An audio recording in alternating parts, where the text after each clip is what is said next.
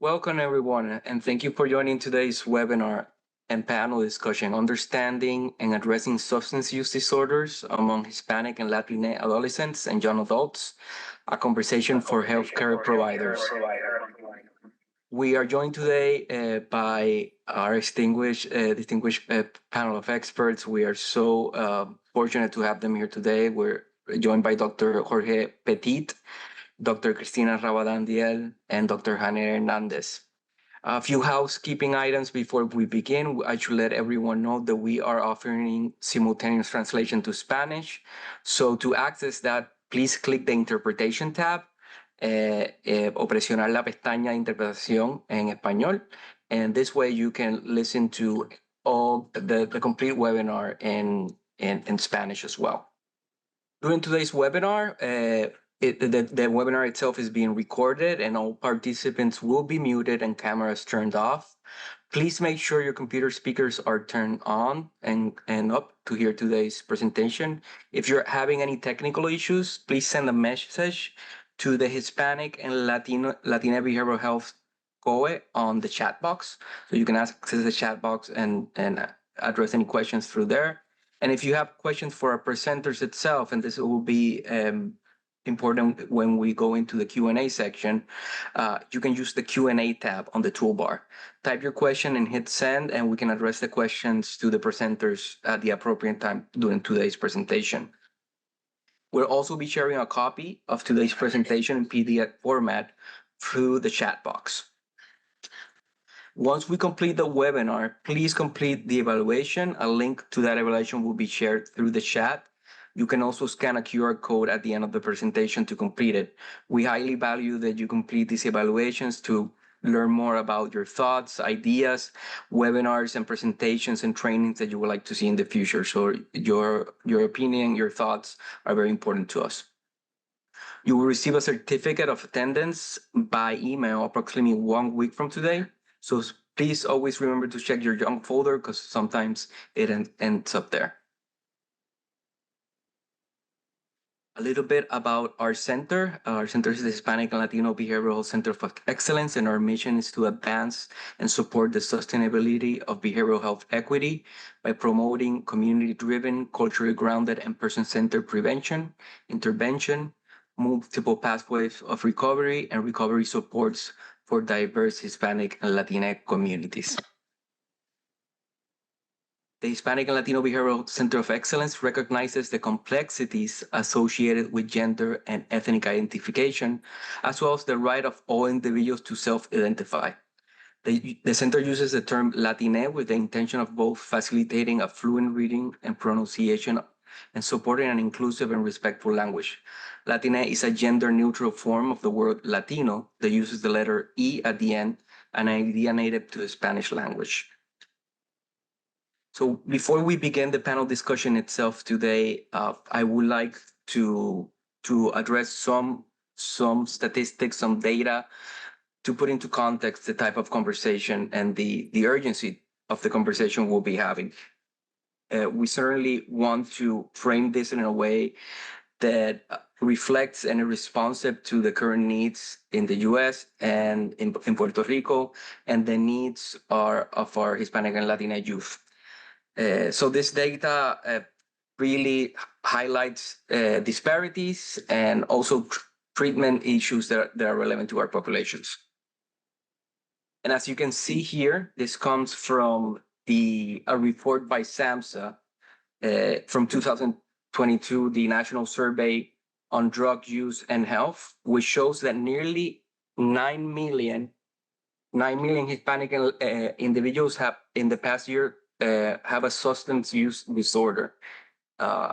So let's take that into frame, right? The most common being an alcohol use disorder.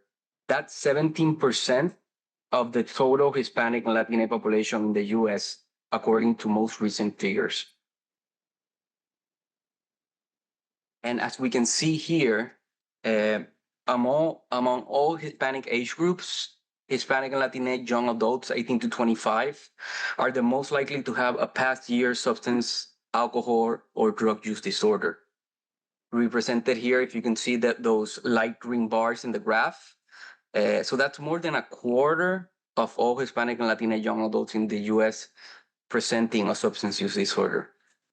In terms of past illicit drug use and marijuana use among Hispanic people aged 12 or older, young adults from 18 to 25 are the highest in terms of illicit drug use and marijuana during the past year. That's also represented here by those green graphs. Now, something that we need to keep in mind is the opioid crisis, which is also impacting and affecting our communities, the well-being of our Hispanic and Latino communities. And SAMHSA has put this into focus. This is the cover of one of the reports that came out in 2020. And it highlights how the opioid crisis is one of the most widespread drug epidemics in U.S. history. And it's an urgent issue as well for Hispanic and Latino youth and families. And we'll make sure to see if we can share a link to that report so you all here in the presentation today can have it. Now, recently, what we've seen is a demographic shift observing the epidemic with dramatic increase in the opioid and overdose deaths among Hispanic, Latino, African Americans, American Indian, and Alaska Native populations. And as you can see here in the graph on your left, the mortality among teens by substance type, you can see quite a drastic uptake in terms of fentanyl and synthetic overdoses, especially beginning from 2019, 2020, 2021. And to the graph to your right, you see how the Hispanic and Latino populations have become the second group in the U.S. with most mortality overdose deaths. So there's been a quite of increase in terms of our population being affected by this current opioid epidemic. And it's part of the issues that we want to address today in terms of important conversations, communication, and how to address these issues and preventions with family. Now, as we can see, and this is also very important to keep in mind, perceived need of substance use treatment among Hispanic and Latina populations, and those who did not receive substance use treatment in this past year. So nearly all Hispanic people with a substance use disorder who did not receive substance use treatment did not think or they did not believe they needed treatment. That is over 90% who were presenting with substance use disorder and substance use issues, they believe that they did not receive treatment. And this is why it's also important to frame the conversation we're going to have today in terms of cultural norms, cultural beliefs, cultural practices, and we insert ourselves into a dialogue in terms of attitudes and beliefs and norms. When we look at other statistics, we need to keep in mind that it's not only barriers to care, it's not only treatment issues and perceptions that Hispanic and Latino families face, it's also the not receiving treatment, as I was mentioning.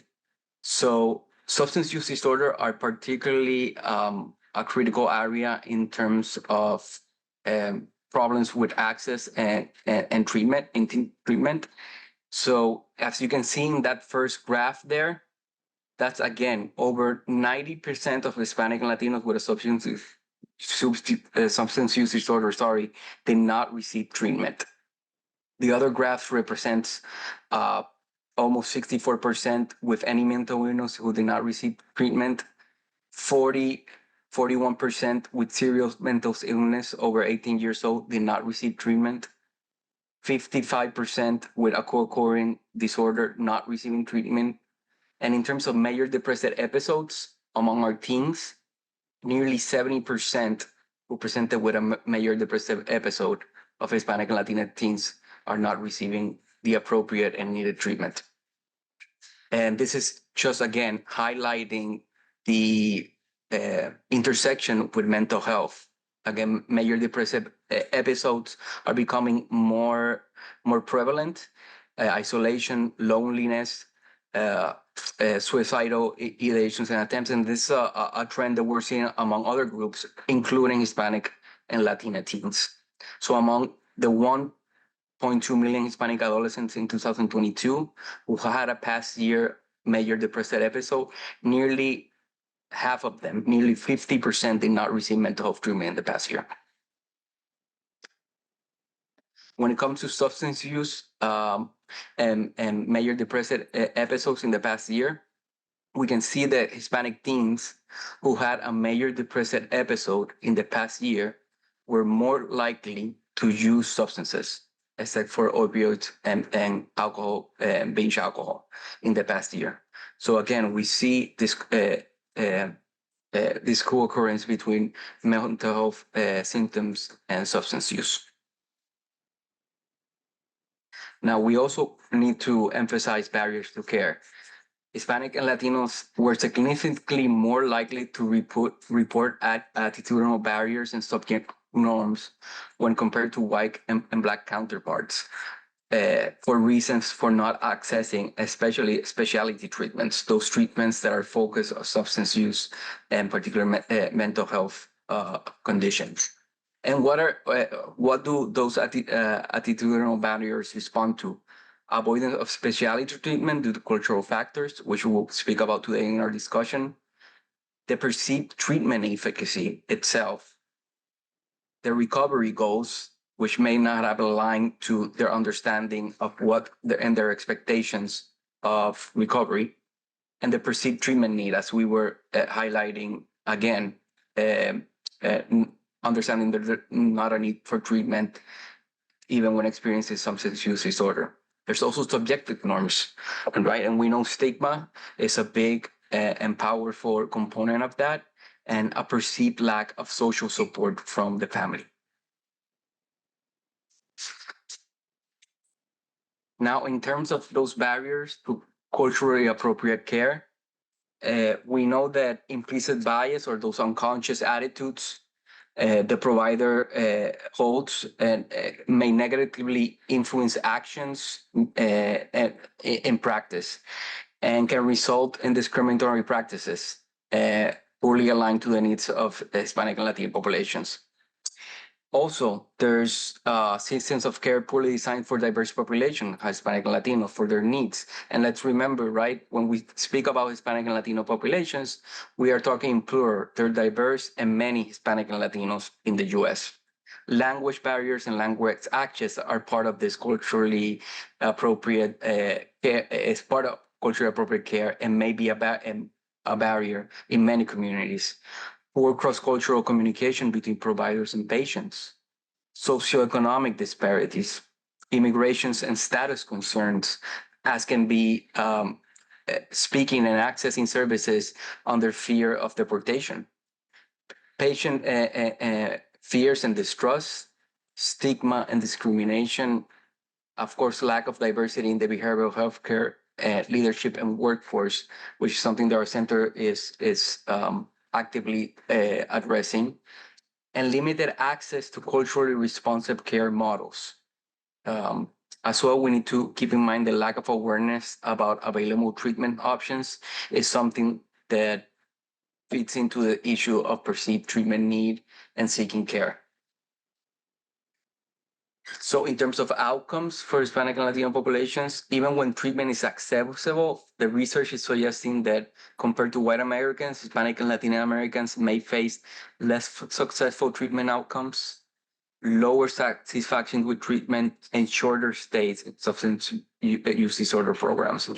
And while the barriers that we mentioned may explain some of the disparity, it's also important to understand there's maybe a cultural mismatch between clinicians and clients. So some evidence indicates a clash in values, beliefs, and practices between Latino cultural traditions and how treatment programs are structured. And part of the conversation, again, that we'll be having today is about ways of addressing these areas in terms of a cultural appropriate care, and that those mismatch and gaps that may happen between providers and the youth and families they are attending. Now, stigma, as we mentioned, is something that is important to address. And why is it important to address in terms of treatment services? Well, stigma can reduce willingness to seek professional help. It can cause reluctance to attend treatment. It can limit access to healthcare, housing, and employment.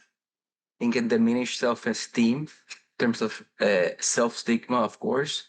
And it can affect the personal relationships at a time when they are needed the most. And as we'll see, and we understand that cultural values as familismo or familism are essential aspects of support within recovery, we need to address stigma within that context. Now, it's also important to keep in mind approaches grounded in cultural elements and humility. And one aspect of that is understanding that culture shapes the way we give meaning to our experiences of psychological distress, health, and healing. It can shape how we understand recovery. It can shape who do we seek and who do we look for in terms of support. In this sense, it also shapes how we participate in care and understand the institution and services that provide care. And when it comes to expressing and communicating under stress, cultural values, cultural norms, cultural experiences also shape that. And in terms of symptom manifestation, we know that symptoms may vary in terms of their manifestation from culture to culture. And this also, of course, is embedded within areas related to Hispanic and Latino care.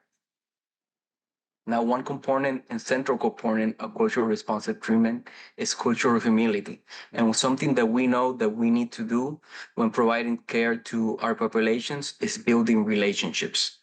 And so providers that serve Hispanic and Latino communities recognize the importance of building these relationships. And an important aspect when building these relationships includes considering the context and the communities where our clients are located in, the power imbalances that exist at a structural level, the worldviews that we both hold and our clients hold who are receiving care, and of course, meeting the needs of individuals whose voices are not being heard. We know the impact of historical trauma on our populations. We know the legacy and intergenerational components of how prevalence in substance use disorders can be tied to. So we need to keep a cultural humble stance and curiosity and interest in our clients' cultural identities when it comes to cultural responsive care. Now, let's remember that there are infinite pathways to recovery. And this is something that we always keep in mind in terms of providing services. As represented here by this graph, we know there are multiple ways and stories and paths to recovering from substance use disorders. And that is a crucial aspect to respect and value the diversity in approaches to care. And before we move to the panel, let's also remember that harm reduction saves lives. Harm reduction is recovery, and recovery is harm reduction. Harm reduction can be a crucial step towards healthier lives and a safer recovery process. Now I would like to move ahead so we can introduce our panelists today. How I would at this time then hand it over to Dr. Cristina Rabadan. Thank you, Dr. Rabadan, for being here with us, and I'll pass it on to you so you can introduce yourself. Thank you so much. No, thank you for having me and for this kind of invitation to really address a huge problem. So just as a form of introductions, I am actually a scientist by training, a pharmacist and a biomedical scientist who've been in the United States for almost 37 years. When I came in, I didn't speak any English. I didn't know anyone. So I had to reinvent myself in one way or another. I'm also a public health professional with over 25 years of experience in the federal government. So I was a scientist at the NIH, and then I had the privilege to go to federal HHS as the director of the Americas region. So I had the opportunity to interact for about 5 years, actually, with many of the countries of origin that where our Hispanic Latino population come from here in the United States, and I've had other opportunities to work with communities and governments. But perhaps what is also very personal to me is that I am a person affected by this opioid crisis. Almost 5 years ago, on June 13th, 2019, my oldest son, Jonathan, he was 28, he died of an opioid overdose. It was unexpected. Certainly, there were signs there that we didn't recognize. And since then, I've changed my life. So I have devoted my knowledge, my technical knowledge, and policy knowledge, and my expertise with communities, combined with my personal knowledge, to share with all of you and other sectors to try to bring a community of awareness and power to address the situation of the Latino community. So my focus has been and continues being my community. And it really is a pleasure. And I look forward to the conversations here in the next hour. So thank you again for having me here, Eric. Thank you, Cristina. Good afternoon, good people. My name is Janet Hernandez. I want to thank the National Center for the invite to be on the panel and to continue to collaborate. I am from Puerto Rico. I live in Massachusetts. I have worked in the field of health and human services for the last 36 and a half years. I worked in inpatient settings, outpatient settings, with a focus on mental health and substance use disorders, and leading with eliminating disparities and building equity. Currently, I do a number of things.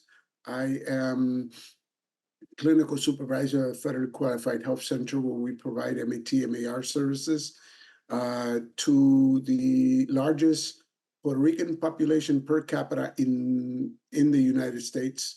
And we're also doing HIV services and care and hepatitis C services. I also am director of a workforce development program for Hispanic, Latino, Latina folk who want to become certified or licensed addiction services in the state of Massachusetts. And we've replicated that by forum with African Americans. And then I serve as a consultant on a number of federally qualified initiatives that have taken me across the country, learning from really good people like you who are doing great work on the ground. So I want to thank you for joining today, for being here. You notice that I have more letters after my name than letters in my name. I'm a certified prevention specialist, certified and licensed addictions counselor here in Massachusetts. And I also have a GED in addition to that PhD. And my GED I got in prison. I am a person in long-term recovery, which for me means that I haven't used a drug, including alcohol, for the last 37 and a half years. I started my recovery journey when I was very young, and I have come to learn about the needs of young people, as well as adults and their families from our communities. And so I am here to share in some of that wisdom that has been given to me, and I'm happy to be presenting with the two colleagues here today. So thank you very much. Thank you, Dr. Janet Hernandez. Okay, so again, Dr. Petit, I'm a bilingual bicultural psychiatrist. I'm a first-generation American. I've been working in the public sector my entire career. My focus has been always about increasing access to services, especially in those that are underserved communities and populations. So I want to thank the Center of Excellence, Eric and your team, and my esteemed colleagues, Christina and Anna, for all the work that they do. So I'm excited about today's panel. Thank you, Dr. Petit. So now, without further ado, let's move on to some of the questions we like to address in the context of this conversation. So starting off with this first question, I was thinking maybe Dr. Hernandez could address important aspects of culture and communication. And so recognizing the influence of cultural beliefs and attitudes towards substance use and recovery services among Hispanic and Latino families, how can healthcare professionals employ culturally sensitive approaches to build trust and engage parents and youth in discussion about substance use, addiction, and mental health?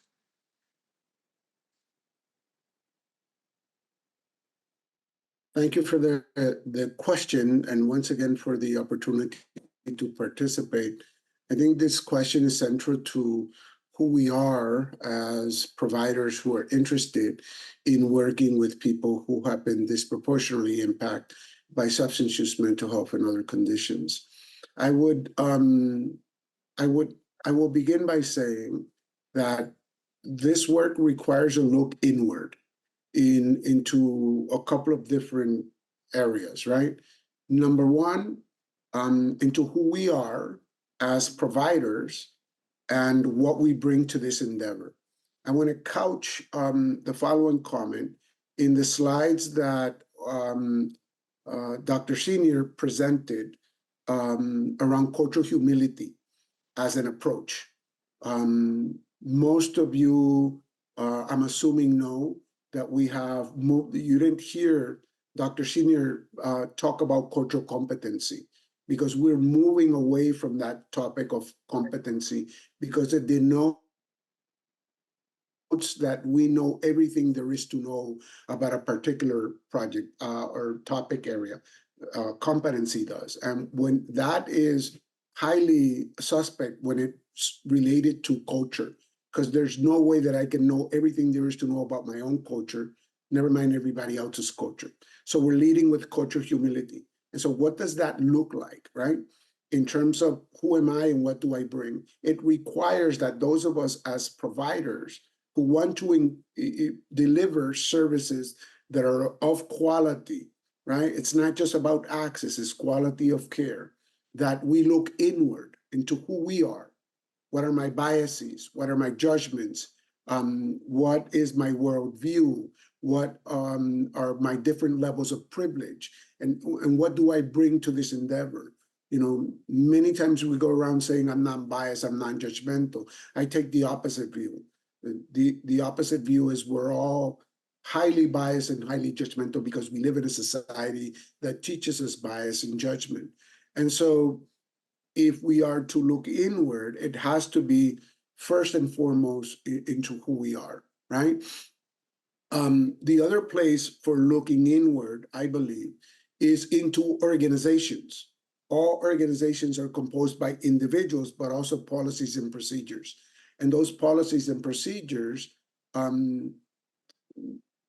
allow us to do some things and not others. And many organizations have policies and procedures that run counterproductive to reaching and retaining people in care. So it requires those levels of look inward. And in terms of the cultural aspects of what we're talking about here, we're going to get deeper into those. I mean, some of those were talked about earlier, but I think that our first and foremost responsibility is to humanize people, to treat people with decency and respect. In this country, we have led with a criminal justice approach to a public health matter. And so we have over-criminalized people. We have talked about young people as deficient, as defiant, as not wanting to be engaged in processes of getting better wellness and recovery. And so we need to humanize. And in order to do that, we need to lead with empathy. And empathy is central to what we're talking about, right? So how do we do that? And thank you for all the comments in the chat about my presentation and how I introduce myself to you and what I do. There's a reason why I led with that in that way, because right away you saw in the chat that it connected with people. I didn't just lead with my credentials and my experience. And I think that those of us who are working with families, with young people from Hispanic, Latino, Latin populations, we have a responsibility to show our own humanity. And so when people ask us personal questions, we should be able to answer with short self-disclosures that help us to connect with people and demonstrate empathy. You know, people ask you, do you have any kids? That is not them trying to be nosy. That is them trying to connect. If we're trying to look for people who are lying, that's what we're going to find. But if we're looking for people who are trying to have that human connection, right?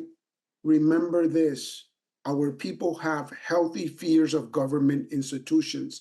And each and every one of us here who work at an agency can be and have been perceived as part of the government institutions that have treated them with disrespect, with a lack of empathy. So I think that those are some of the things that we can do. We can also learn about the cultural elements that are present within Hispanic, Latino, Latina communities, and we'll talk more a little bit later on about what those are.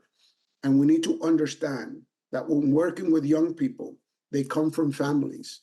To that familismo piece that Eric, Dr. Senior was talking about earlier, and we need to be able to understand what that means, and also that all of us are connected to family, including the young people that we serve, and that those families, many are from immigrant and migrant communities. And that has implications for how we engage with folks, that has implication for how we understand what they're presenting with, right? And so you might be working with a family that has children, and you're working with those young people within that family. There are acculturation gaps. Young people are easier to pick up on technologies, on information from the internet, that sort of thing. And so we need to understand that maybe their parents don't have all of that information. Those are some of the things that I just want to throw out there in terms of what we can and should be doing. So again, in summary, it's a look inward to who we are. It's a look inward to the organization. It's a look inward to our approach. And it's a look inward to the cultural elements of the populations that we're talking about. Dr. Hernandez, thank you so much for bringing those insights. I think there's two components of that are essential, both self-awareness, but also awareness of some historical realities and social structures. And you mentioned, to tail end of that answer, the component of family, that loyalty, that attachment, that identity to the family, and start to talk about cultural gaps. So I think that's a good segue for our next question. Which is considering that addiction is a family affliction, but there are generational barriers and gaps that become big challenges in terms of understanding and providing support. What do you think are those most significantly that impact family dynamics and communications? And maybe I would like to Dr. Rabadan to take an opportunity to answer this question, if you may. Yeah, so thank you for that. I mean, I think that, when we talk about generational gaps, right, between parents and children, I can't help it but smile, because this has been the complaint of all generations before us, and very likely the generations after me, right? There's always going to be a generational gap no matter what. There was a generational gap with my parents and my parents' parents, et cetera.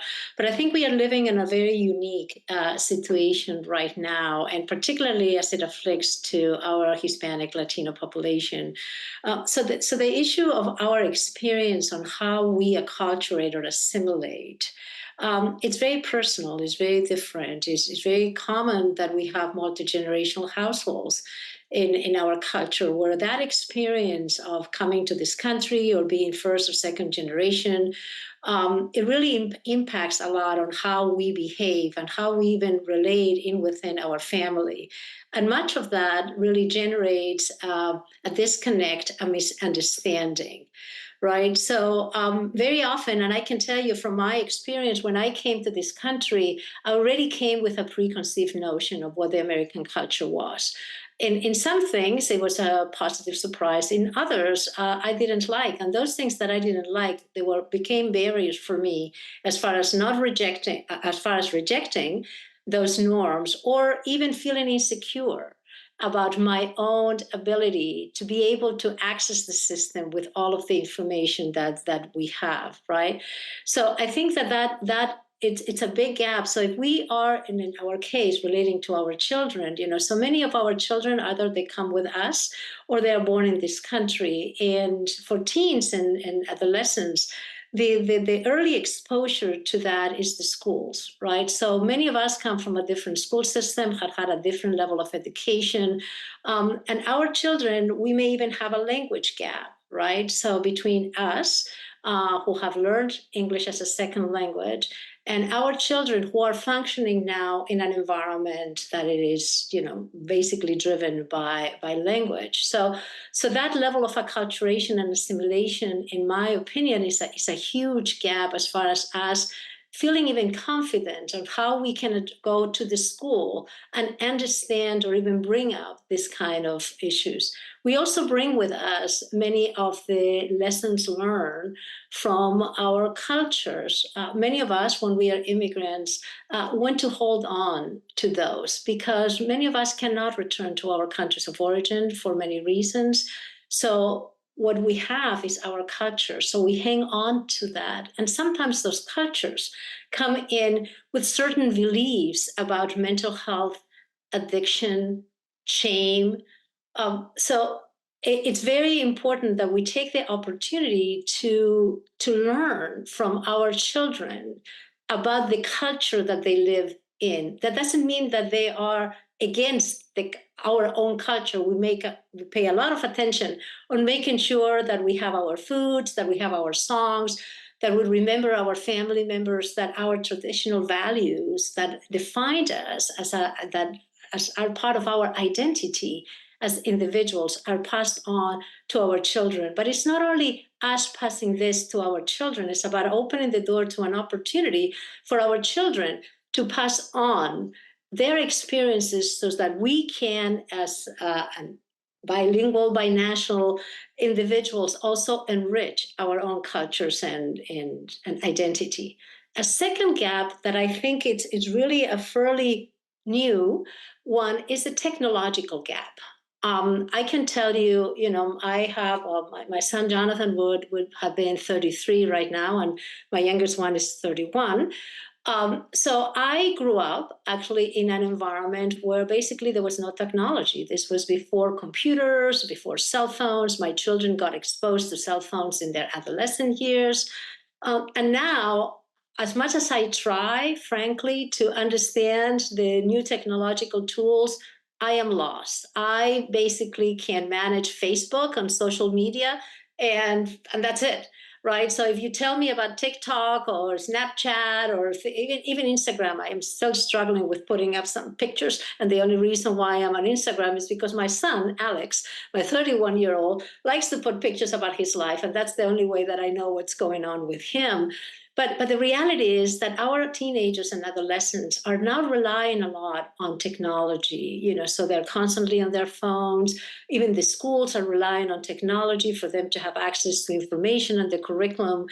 And unfortunately, which is very good, but unfortunately, that lack of knowledge that we may have as far as identifying ourselves with our children's environment, it's a huge barrier.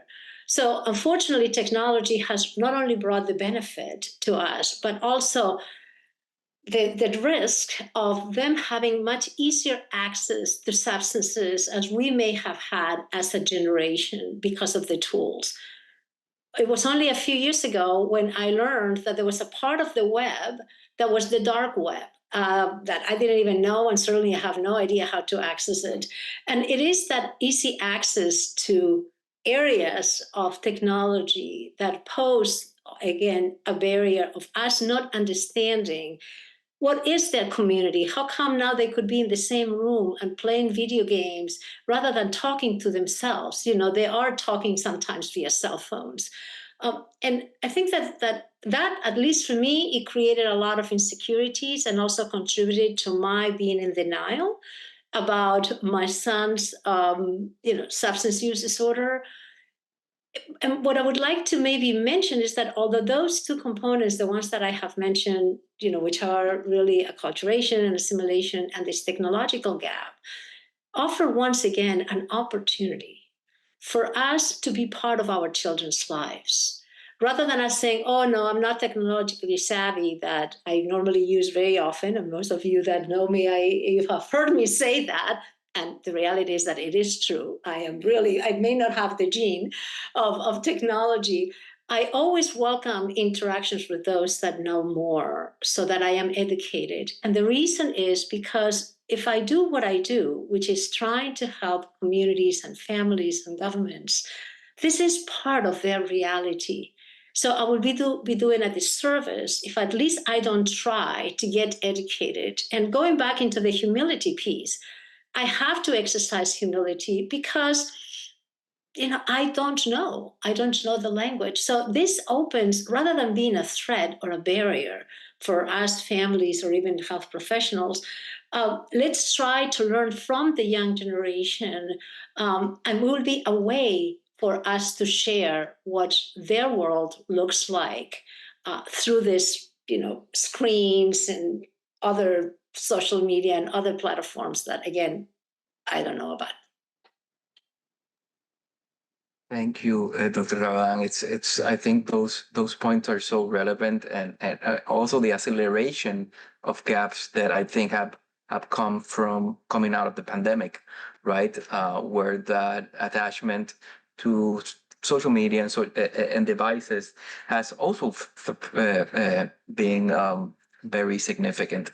So thank you for bringing those components to the conversation. I would like to now move on. I think Dr. Petit, were you like to mention something around this question and maybe the next one? All right, great. Mhm. So, I just wanted to piggyback on my colleagues' statements. I think, it's super important to think about sort of larger context of substance use disorders, and individuals that have substance use disorders still have significant stigma in the healthcare industry, right? So we think of those individuals still as having, sort of a moral failing or some other sort of more interpersonal issue that goes beyond the fact that, these are preventable, treatable chronic illnesses that need to be thought of and addressed in that way. So I think we've got this larger context from a healthcare system that then gets exacerbated, and even sort of we add on all of our cultural, Latino, understanding of what and how, these issues, impact the individual and us as a family. So the reason I think this is so important is I'm a parent of 2 adolescent boys. And I got to tell you, I am incredibly worried, not just at what we see in those graphs, those trend lines that are going up in terms of, use of substances, but also the opioid overdoses, is because my boys are out and about, and they are, raised in New York, and they have come out of the pandemic. They are on social media. They are out and about. And fentanyl, which is the largest culprit of overdose deaths, is incredibly potent.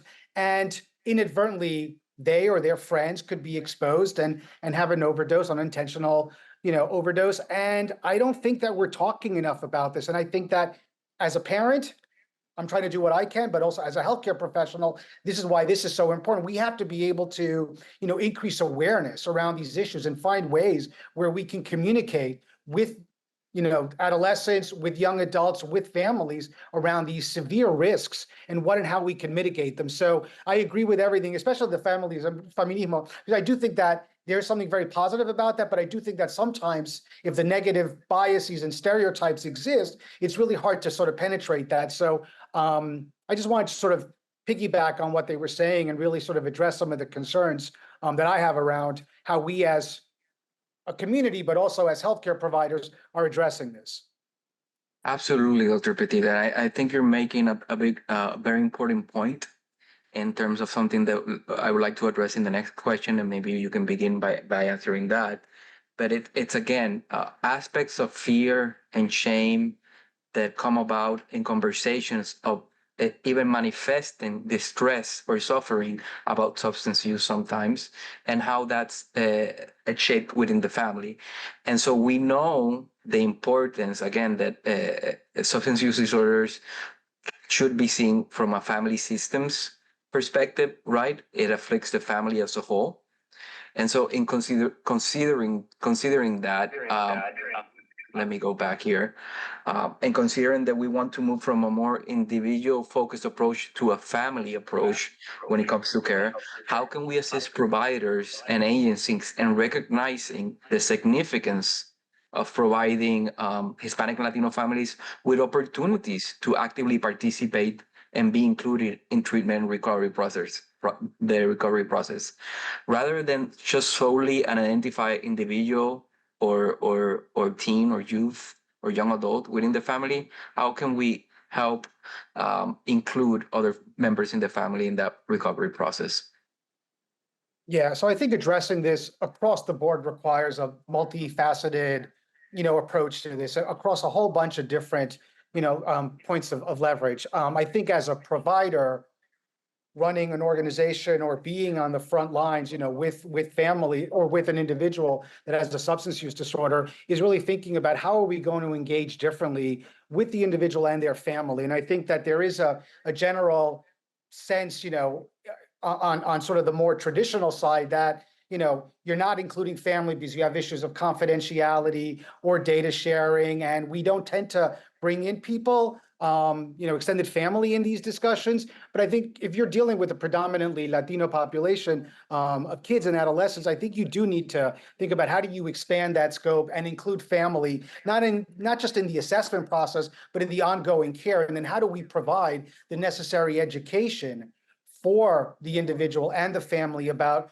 what the situation is, what are the treatment options? There's multiple pathways to recovery. How do we explore all of those across the board? And how do we help family members, better understand their role and what they can do to support their child or their loved one in these issues? I think we need to think about our healthcare system to be much more inclusive. And it's not just about being able to provide brochures in Spanish. It's really thinking about access to, appropriate language services, hopefully having more, Latino bilingual, staff on board to be able to provide some of those services. We have to create a pipeline where we're helping our, young sort of professionals to be entering into behavioral health.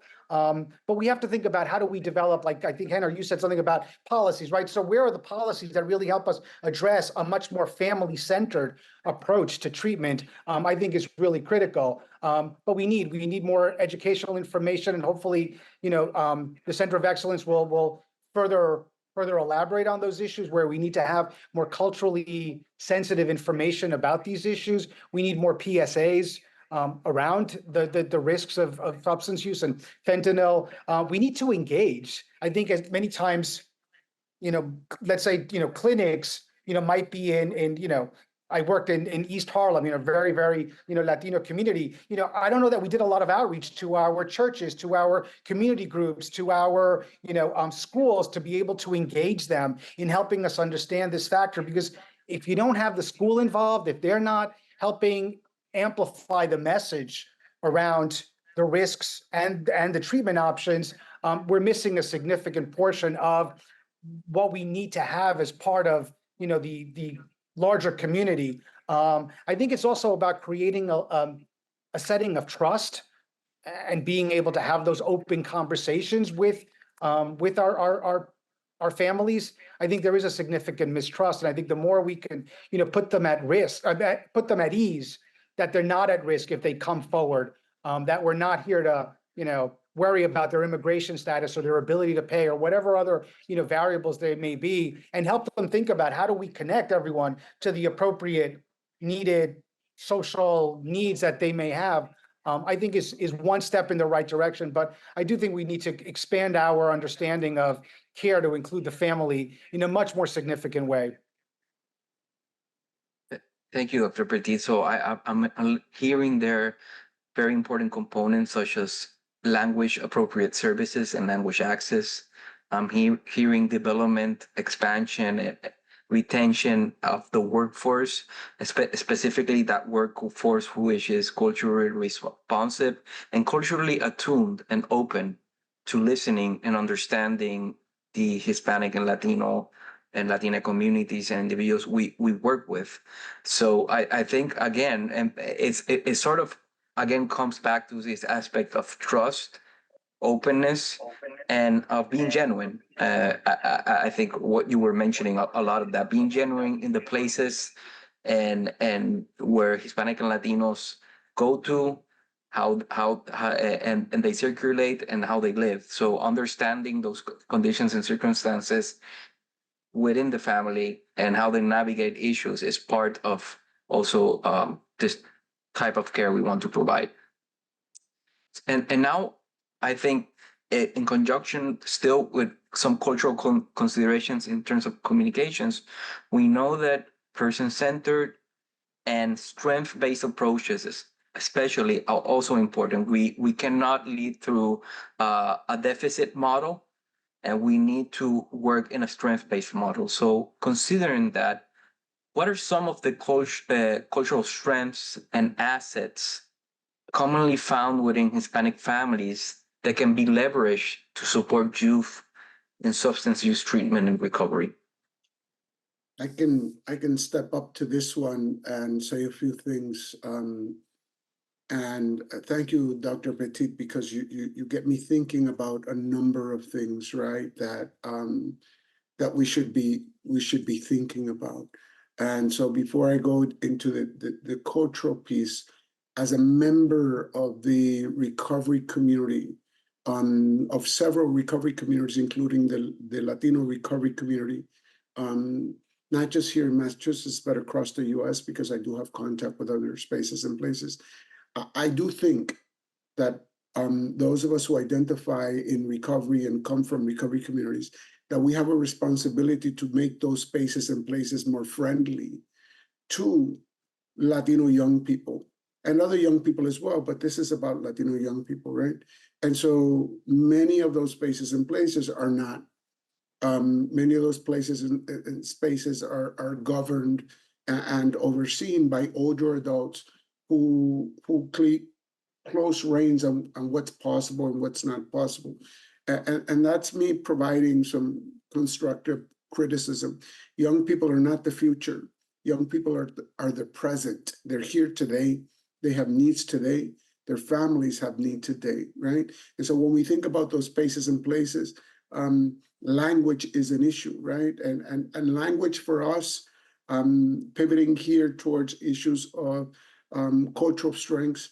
When we talk about language barriers, those of us who provide services should understand that if you are responsible for serving people who don't speak your language, you're the one with the barrier, not them.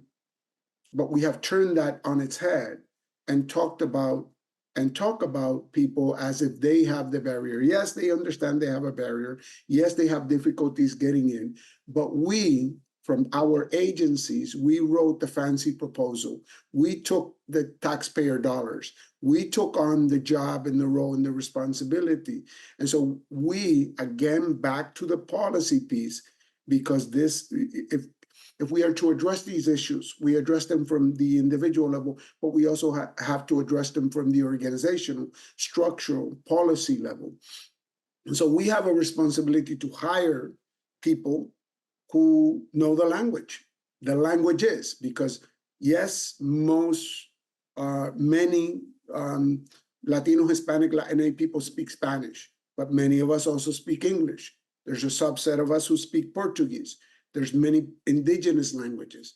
And so there's some of us who code switch. We go del español al inglés, right? We go back and forth depending on what we're talking about. I know that when I talk about difficult things, yo cambio el español. I change to Spanish. Why? Because I think in Spanish, I feel in Spanish, I dream in Spanish, and I heal in Spanish. You see what I'm saying? And so that's not to say that those of you who do not know the language cannot work with young people because of that language. That's not what we're saying. As a matter of fact, I've met some people who speak Spanish that I want no part of, right? Just like I've met people who speak English that I want no part of as well. So knowing the language is extremely important, but it's not the end all be all of the delivery of services. So I think that the language capacity of the Hispanic, Latino, Latina population is a huge strength. Another strength that we all should understand by way of cultural aspects is what is called in the literature familismo, comes from the word familia, very specifically. Now, stepping back, providing larger context regarding that, the traditional definition of family within the US doesn't necessarily work for us because our definition of family is more broader. It can include el comadre, godparents, godfathers, right? It can include a neighbor, people who are not blood relatives, but they're very much a part of familia to us. And so we are trained, many of us have been trained in family systems theory. You know, familismo and family systems theory fit like a glove. They just do. You're not going to have difficulty engaging family, right? Within Hispanic, Latino, Latina folks. And we need to couch our interventions in those definitions of family that are traditional to us, right? Because that is a huge strength. I can't tell you how many times people have showed up at a place of service to receive service with other people in tow, other people with them. And those service providers and those organizations say, wait a minute, this is out of control. You brought way too many people. And see it as a weakness and not a strength. When you show up with other people, it's because you have a support system. And we need to take full advantage of what that means for people, as opposed to viewing it as, again, an area of weakness. Dr. Petit talked about releases of information, right? And we should be concerned with issues of confidentiality. But those things can be taken care of with the proper forms, right? They don't need to become a huge barrier because they're not. They are a strength. They become a barrier to us, again, because we see them as a barrier. We need to move out of that sort of framework of doing things. Then I want to talk a little bit about something we call, and in the literature, personalismo, which comes from the word personal, right? So I talked briefly about this before. Let me just say a few more words. When we are in helping relationships, and we are in our offices and we're going to meet with people, that sort of thing, we're asking a lot of very personal questions. How many bags of heroin did you do? Did you do fentanyl? Did you have sex? Did you have oral sex, anal sex, blah, blah, blah. A lot of personal questions in these, right, assessments. And then people, you know, are trying to make sense of answering all of that. By the way, we repeat questions that are traumatic for people. So this is, you know, a little caveat there about not re-traumatizing people. And if your intake coordinator asks some questions, let's not have the assessment ask the same questions over and over and over again, right? And let's then not have the counselor, the clinician, the helper, the recovery coach ask the same questions again. Let's read the forms. We already asked those questions, right? We should be informed by that. But let me come back to the questions. We ask people all of these questions, and then someone who is at the most vulnerable asks us, so do you have any kids? And the package response that people have been trained in is, this is not about me, this is about you. Keep the focus on yourself and we're going to be fine. What did that just do? What a Hispanic, Latino, Latina person is asking is for connection. The opposite of addiction is not recovery. The opposite of addiction is connection. And what they're looking for is connection. So someone just asked you a question. You don't have to give a whole bunch of information, but you can answer a question in a brief way that can help connect the person, that can help humanize the person, but not just humanizing the person, humanizing me, humanizing us, the provider. When we answer a question with very brief information, with a small self-disclosure, people connect and they say, you know what, Dr. Petit is interested in me, interested in who I am, because I just asked, right, Dr. Rabadán a question and she answered it. And so there's humanization, there's community that happens with that.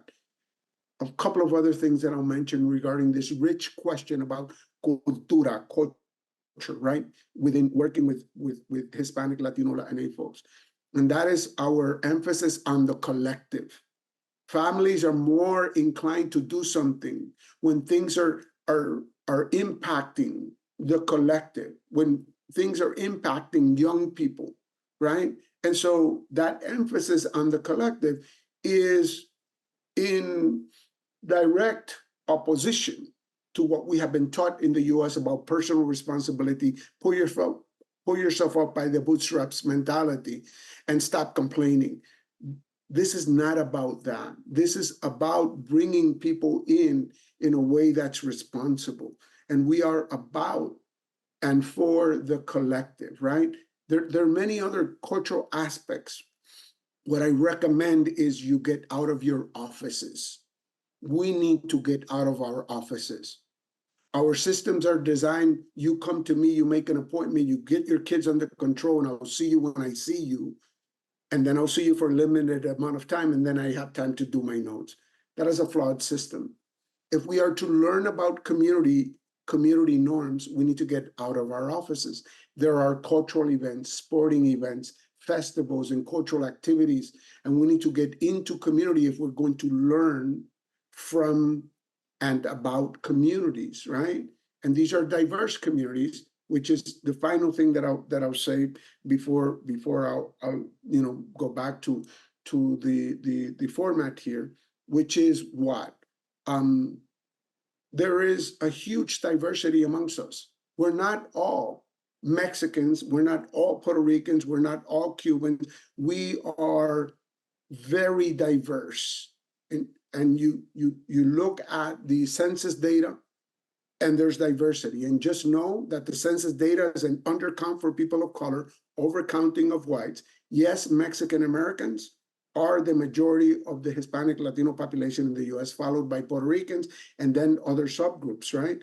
But we need to get out of our offices because we need to learn who's in community and not paint with a broad brush, because we have a lot of similarities, but we also have a lot of differences that we need to take into account, right? And so pay attention to the US Census and the projections moving out, whether we like it or not, the demographics are changing. They have been changing since the arrival of Europeans on this continent. And it behooves us to understand who people are, what the demographics are, and what the cultural elements. We have cultural elements that we have in common, but there are differences as well.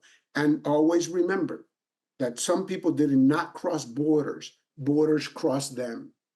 I am a US citizen because it was imposed on Puerto Ricans with the invasion of Puerto Rico by the US.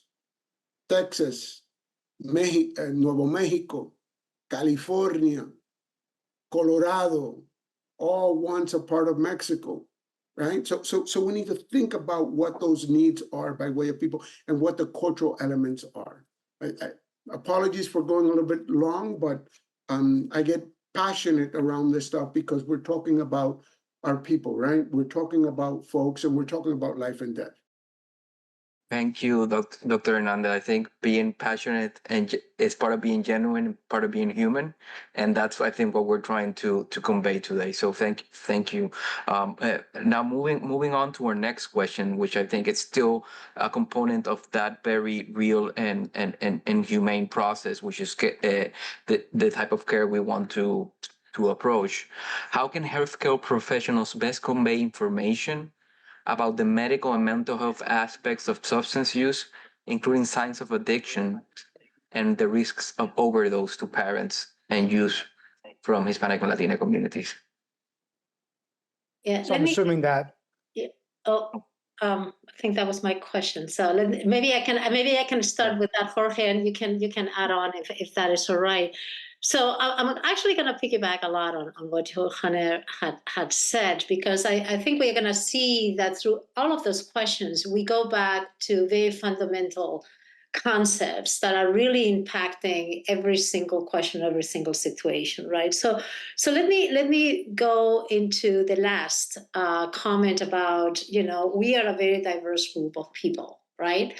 And that is true. So evidently our experiences, our countries of origin, even sometimes even the way we speak Spanish, right? It's very diverse. But I think that I will even go a step beyond. So it's not the same thing to be a person from Mexican origin and living in Texas than being someone from a Mexican origin and living in, urban Chicago, for example, right? So I think that we have to be very cognizant as well that the fact that we are quote unquote labeled under this huge, diverse, beautiful, absolutely wonderful umbrella of being Hispanic Latino doesn't mean that we have the competencies to speak on behalf of this very large group that right now in this country has become what is said, the largest minority group in the United States, and as such, there's a lot of lack of education and awareness. So going back into the culture of humility coming from healthcare professionals, right? So it is important to recognize that the fact that you may encounter someone from Latino background coming to your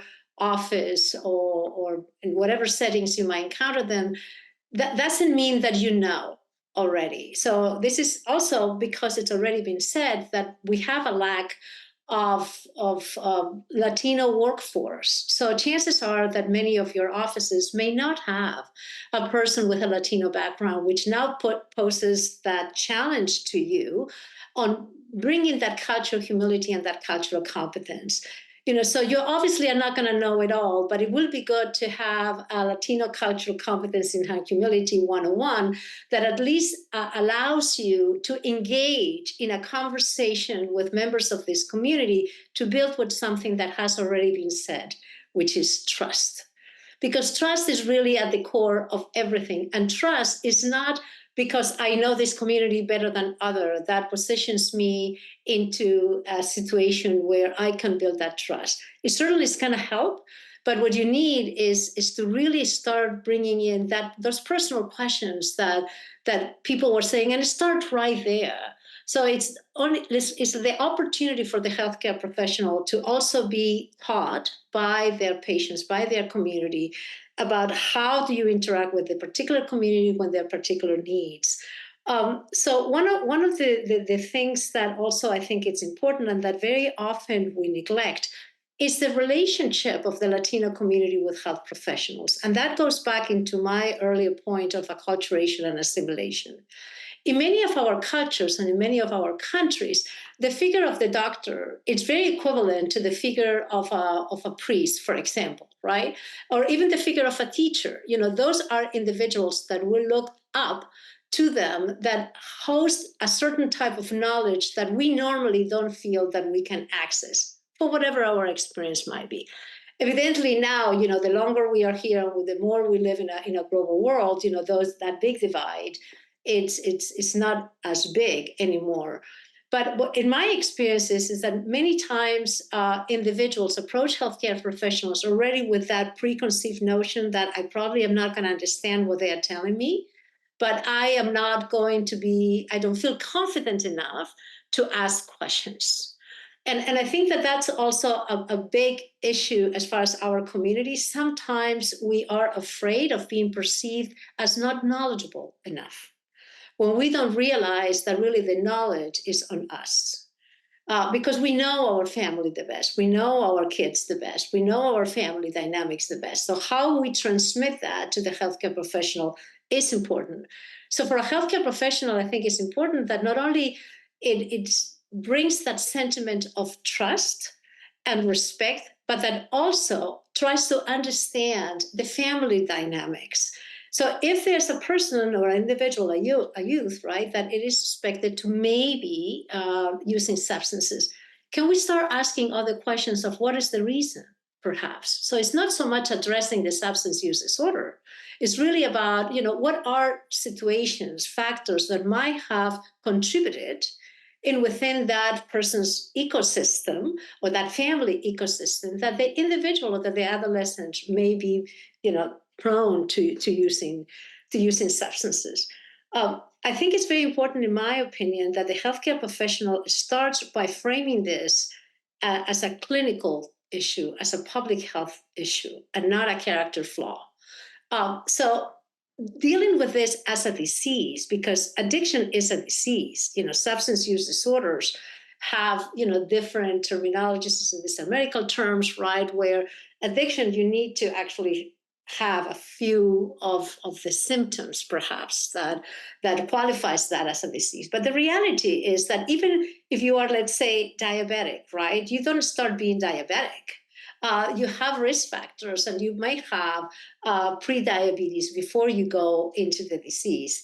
Now, when we have a child, for example, that has asthma or that has pre-diabetes, the doctors help us understand what are the signs, right? What should we do in case we see a hypoglycemic attack, or we see our child, right, that is starting to having difficulties breathing.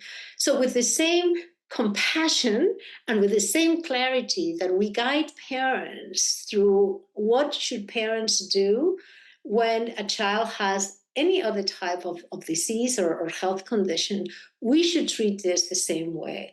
So I couldn't really emphasize it enough, the importance of bringing this into a medical conversation and not a character flaw. But please be aware that many of our families are going to go with those preconceived notions, where our beliefs, other personal, religious, spiritual beliefs also influence very much how we are looking at that disease or how we are looking at our loved one. And I think finally, another issue that sometimes it's important that the healthcare professionals recognize is what has already been said about we are a pack in many cases, right? And for us families, not only our father or mother. And suddenly we encounter a huge barrier when our children turn 18.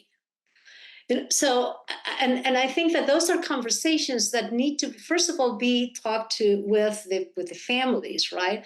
So this desire, and I can speak here as an immigrant and as a mother who actually had to face all of those barriers.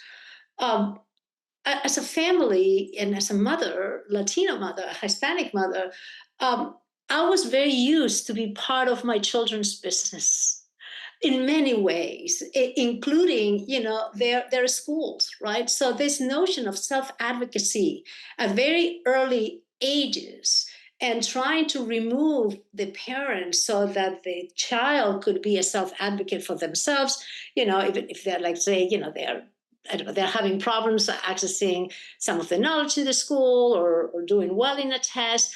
The mother or the father cannot go there to talk to the teacher if the children are 16. You are encouraged that they are the ones who have to come to the teachers to figure out a way of getting a better grade. So there are regulations and for many reasons are appropriate and needed, like HIPAA, for example, that are protecting the rights of the patients and the issue of confidentiality. But that clashes with our culture. I would go even beyond that, not only with our culture, with the role of any family dynamics and the involvement of the parents in this disease, if you want to help someone. So I think these conversations and realization that when our children turn 18, we are going to have to be more advocates for our own rights, not only talk to the healthcare professionals, but also talk to our children to make sure that because this is a family disease, we need to address that as a team.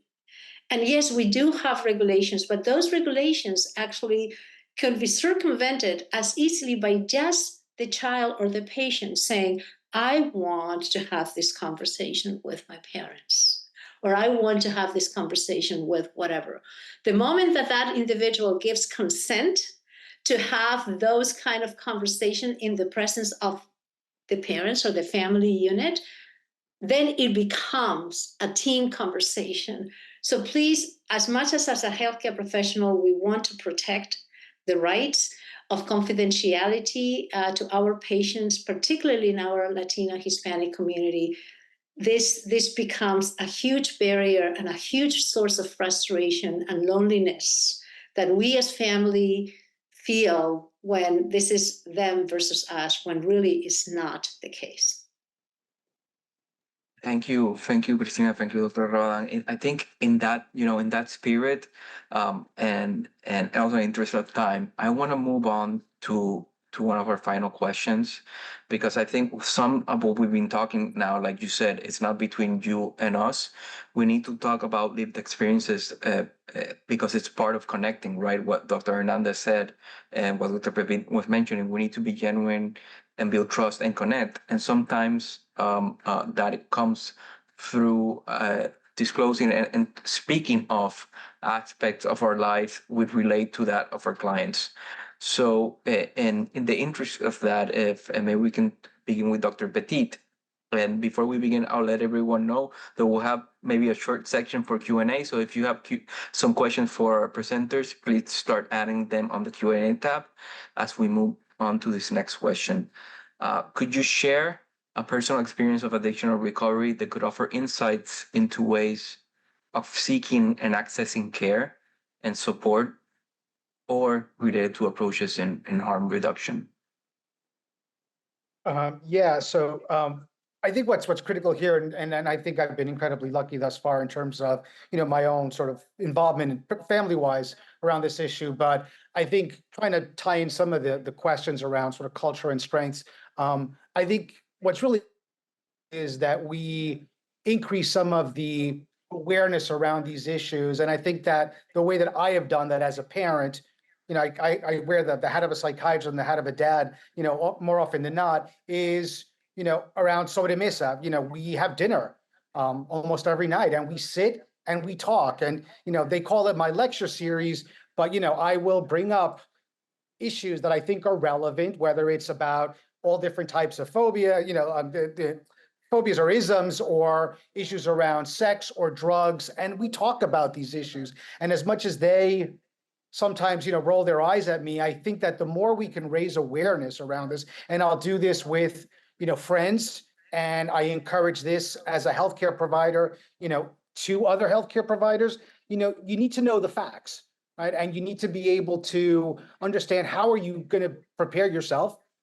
You know, these naloxone kits, these are these overdose reversal kits. We're trying to promote them from a harm reduction perspective across the board. So I brought some home for my kids, and I'm like, look, if you're out and about and, you know, you're going to be with others, like, you should carry this around. And they're like, oh, but I don't use drugs and none of my friends use drugs. And I'm like, yeah, well, but you carry an EpiPen. My son has allergies, and it's the same type of reversal that could be life-saving. So we need to break down these barriers or these perceived notions of like, well, this doesn't affect me, but it actually can affect you in whatever way, shape, or form. You could be with some friends, and maybe someone has an unintentional overdose, and, you know, you need to be prepared. And you also need to be able to help folks understand that there is help, right? That I think recovery is achievable, and you get it in different ways, right? So there's traditional, you know, therapies, whether it's individual or group or family, but there are also medications that can be incredibly helpful. And we need to raise the literacy around healthcare issues, you know, across the board, and especially in our communities, because they do need to understand that treatment is available, recovery is possible, and we can prevent overdoses in some very, very simple ways by being aware, being prepared, and knowing what to do and how to seek help. So those would be some of my approaches to this. Thank you, Jorge. Thank you, Dr. Petit. I think I'll just mention this. You brought something that is very important, and we as providers, I'm a clinical psychologist myself, we need to keep in mind, sometimes it's not the content and what you say, but how and when and where you say. And you brought the aspect of sobremesa, right? So of sitting at the table, we can have these conversations in something most of us like to do, eating, sitting down, sharing.